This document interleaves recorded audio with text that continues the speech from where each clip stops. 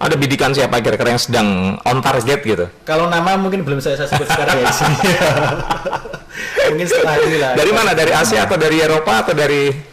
Kalau regulasinya ada dari 4 pemain asing itu 3 itu non Asia, yang satu harus dari Asia. Gitu. Ya kita harus bisa memenuhi itu, memaksimalkan itu. Dan posisinya sudah dipetakan oleh tim pelatih. Yang kita butuhkan nanti ada di posisi striker, kemudian ada playmaker, gelandang serang, sama stopper. Beberapa waktu yang lalu kan kita sempat dengar juga bahwa ada kendala di financial ya, di keuangan begitu, sponsor lah seperti itu misalnya. Dengan harus mendapatkan 4 pemain asing, 1 Asia, 3 non Asia. Apakah dari sponsor sudah mencukupi atau kira-kira mungkin masih butuh begitu untuk bisa mencapai target 4 pemain asing? Ya sebetulnya kompetisi yang tahun ini memang jelas berbeda dengan kompetisi yang sebelumnya itu karena kita sekarang masih di tengah pandemi COVID kan ya. Jadi yang jelas setelah setahun kita tidak ada aktivitas sepak bola juga hampir semua klub Mas, bukan hanya fisik, juga secara finansial juga terlalu sangat berat kan untuk bisa apa ya. Kalau orang bilang jor-joran, kita nggak akan mungkin jor-joran. Ya beli pemain mahal dan sebagainya. Yang penting bisa efektif dan punya kualitas, itu yang kita utamakan. Dan kita sedang mencari pemain asing itu untuk memenuhi 4 slot yang menjadi regulasi dari kompetisi. Ya, dari siapa sih biasanya yang berperan begitu Mas untuk bisa menentukan, selain pelatih pastinya ya? Untuk bisa menentukan ini kayak pas dengan pola permainan dari Persik begitu, dari pemain asing yang akan di ini. Ada diskus antara selain pelatih sama siapa lagi? Ya kalau otoritas teknik permainan jelas pelatih ya. Cuma biasanya ya tentu meminta pertimbangan dari manajemen, apakah ini bisa nggak dipakai itu dan sebagainya. Jadi kalau teknis permainan kemudian skill itu yang lakukan pelatih. Cuma ada juga masukan dari manajemen untuk bisa merekrut. Oh pemain ini ya juga cocok untuk kita. Kita flashback ke belakang bahwa Persik adalah klub sepak bola yang diperhitungkan di Indonesia karena beberapa kali menjuarai Liga 1 ya, tahun 2003 sampai 2006. Itu belum Liga 1, masih namanya divisi utama, yang 2003 sama dulu namanya 2006 itu apa ya, ISL atau apa itu? Ya, ISL. Kemudian di beberapa tahun berikutnya turun kasta, istilahnya begitu ya, di Liga sampai Liga 3 akhirnya Liga 3. Tapi yang hebatnya Persik di Liga 3 dia berhasil juara. Tahun berikutnya kan promosi ke Liga 2. Juara juga akhirnya dipromosikan ke Liga 1. Targetnya di Liga 1 ini kira-kira seperti apa? Ya, yang pertama ya kita memang bangga kalau kita melihat sejarah Persik di masa lampau kan. Kita pernah 2 kali juara, kemudian prestasi terakhir juga kita juga bahkan mewakili Indonesia kan ikut Asia ya, masalah kan di Liga Champions Asia tahun 2007 waktu itu. Jadi 2018 kita juara, kemudian 2019 kita juga juara, kemudian promosi di Liga 1. Nah, persaingan dan kompetisi Liga 1, Liga 2 dan Liga 3 jelas berbeda, Mas. Jelas lebih kompetitif di Liga 1. Ya, persaingan juga lebih berat karena kita memakai pemain asing. Kualitas pemainnya juga otomatis lah ya. Nah, termasuk juga bagaimana pengelolaan manajemennya juga harus cerdas di Liga 1. Beda dengan Liga 2 atau Liga 3. Makanya kita harus realistis untuk Liga 1-nya. Nggak mungkin kita bicara setelah mungkin promosi kita langsung bicara, oke, juara nanti Liga 1. Ya pengen juara pasti. Ya. Cuma kita harus realistis dulu lah. Realistis di tahun pertama mungkin ya papan tengah dulu. Papan tengah, kemudian tahun berikutnya barangkali kita punya target yang meningkat di papan atas. Jadi bukan hanya sekedar numpang lewat terus terdegradasi lagi turun lagi. Artinya gitu, kita terlalu punya target yang mulai-mulai ternyata justru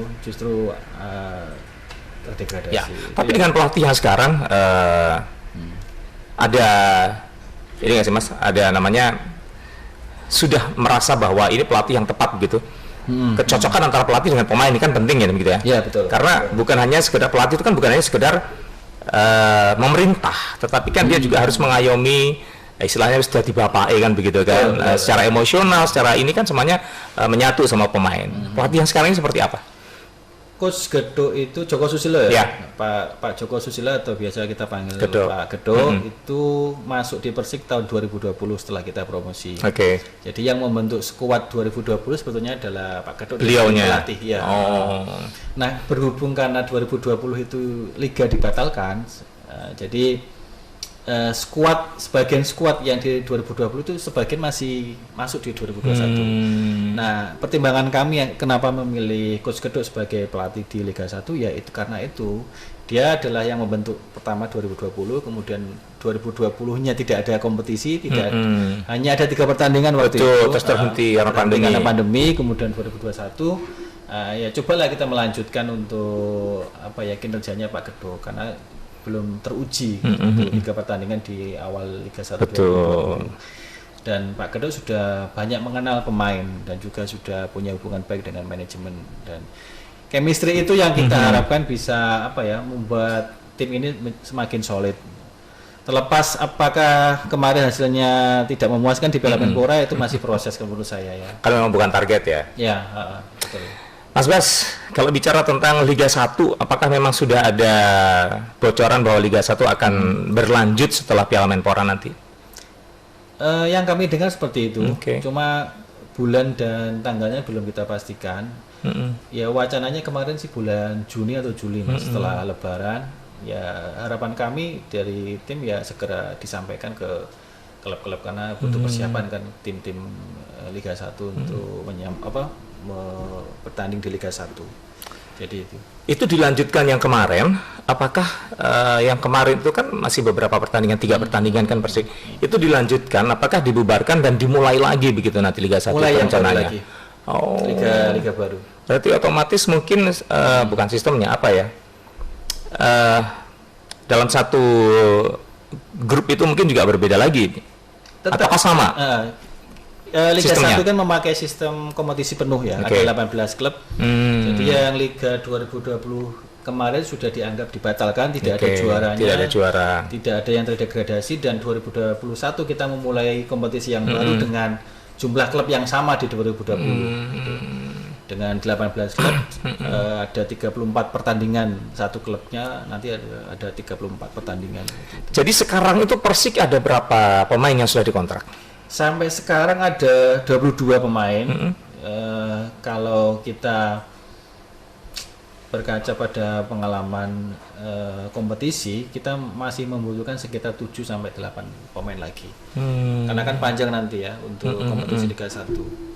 Jadi yang menjadi banyak perbincangan tuh hebatnya Persik itu pemain semacam Faris itu kan masih ada bertahan ya begitu ya. Ya, usianya yang sudah tidak muda, tetapi dia sangat berperan dalam setiap pertandingan begitu kan. Ya. Nah, bagaimana melihat begitu sosok Mas Bas secara pribadi, mungkin mengenal masing-masing dari pemain Persik. Melihat Faris sendiri sebenarnya seperti apa sih, masih dipertahankan di usia yang masih seperti itu? Faris salah satu pemain senior di Persik Kediri. Dia sudah pernah membela Persik di tahun yang ya berapa ya, saya lupa tahunnya. Kapten ya sekarang ya. Kaptennya ada 3, sebetulnya Okay. ada Andri Ibo, kemudian Faris Aditama sama Dani Saputra. Jadi dia kapten di Liga yang kemarin 2020 sama Liga 2 2019. Dia pemain senior, kemudian meskipun usianya sudah tidak muda lagi karena sudah di atas kepala 3, tapi dia punya stamina yang masih luar biasa. Jadi dia kan di sektor kiri Mas, banyak larinya. Sayap kiri. Dan Faris tuh sering lari. Yang itu kemarin juga dia. teman-teman yang Persikmannya begini. Waduh, pada saat pertama lawan Persibaya kalau nggak salah ya. Betul. Itu kan dia nggak full 2 kali 45 menit kan begitu. Ya. Akhirnya kan dengan 10 pemain, walaupun menurut saya bagus dengan 10 pemain kan toh Persibaya nggak bisa nambah gol kan begitu Ya, kan. Nah, betul. yang disayangkan banyak teman-teman, kenapa Faris dikeluarin kan begitu kan. Ya. Apa yang jadi pertimbangan kira-kira waktu itu dari coach gitu? Apakah staminanya dia sudah mulai ya, kedua-dua? pelatih punya pertimbangan teknis ya. Dia tahu bagaimana kondisi pemain, apakah siap di babak kedua atau tidak.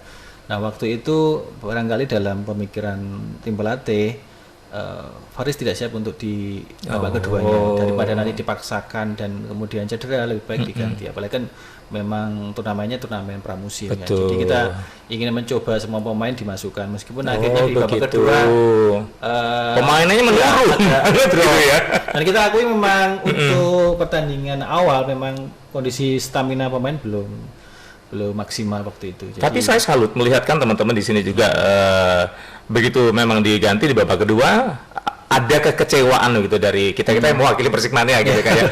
Jadi kenapa dikeluarin kan begitu kan? Terus benar-benar drop. Tetapi hebatnya dengan 10 pemain mereka bisa menjaga permainan, menahan Persebaya yang luar biasa begitu ya. Sampai sekarang kan lolos ke babak berikutnya kan begitu. Ya, Persebaya yang lolos ke perempat final.